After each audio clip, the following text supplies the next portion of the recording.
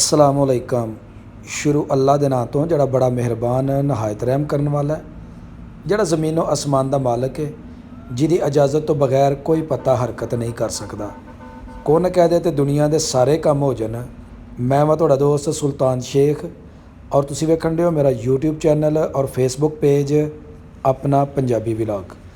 मैं अज सफ़र कर रहा वां चविंडा तो शकरगढ़ रोड के उपर और माशाअल्लाह अज विजिट है शकरगढ़ का। तो शकरगढ़ पंजाब की बड़ी खूबसूरत तहसील है।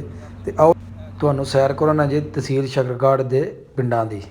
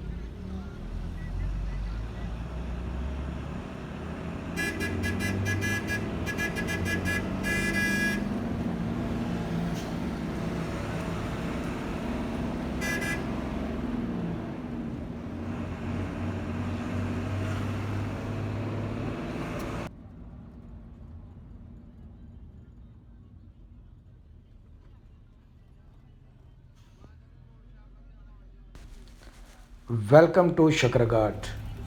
ਅਸੀਂ ਜੀ ਸ਼ਕਰਗੜ੍ਹ ਪਹੁੰਚ ਚੁੱਕੇ ਹਾਂ ਔਰ ਇਹ ਸ਼ਕਰਗੜ੍ਹ ਦਾ ਮੇਨ ਮਰਕਜ਼ੀ ਏਰੀਆ ਵੇ ਤੇ ਦਰਮਿਆਨ ਦੇ ਵਿੱਚ ਜਨਾਬ ਦੋਨੋਂ ਤਰਫ ਜਿਹੜਾ ਵੇ ਸ਼ਕਰਗੜ੍ਹ ਵਾਕਿਆ ਔਰ ਸ਼ਕਰਗੜ੍ਹ ਤਹਿਸੀਲ ਸ਼ਕਰਗੜ੍ਹ ਪੰਜਾਬ ਦੀ ਬੜੀ ਹੀ ਖੂਬਸੂਰਤ ਔਰ ਪੜ੍ਹੀ ਲਿਖੀ ਤਹਿਸੀਲ।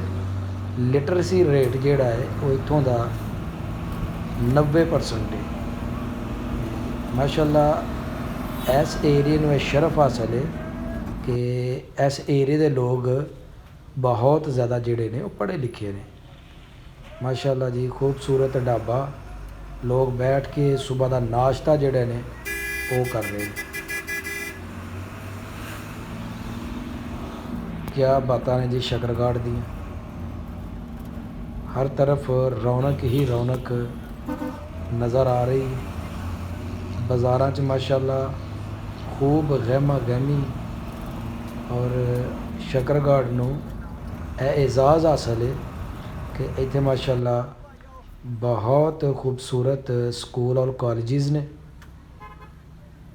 क्या बात है जी, फुल देसी माहौल।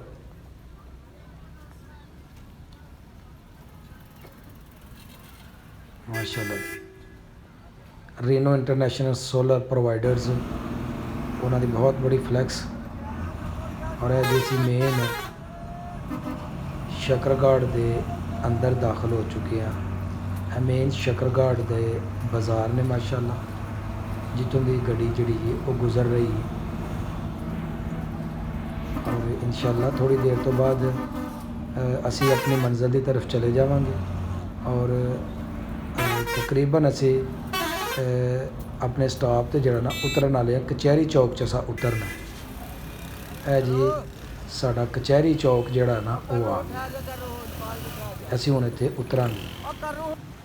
अलहमदुलिल्लाह जी असी अपनी मंजिल ते पहुँच चुके हैं ते असी चलांगे जी हुण घर की तरफ। माशाअल्लाह जी सुबह का नाश्ता पराठे जिहड़े ने वो तैयार हो रहे हैं, ज़बरदस्त। असी हुण चलने हैं जी अपने घर की तरफ।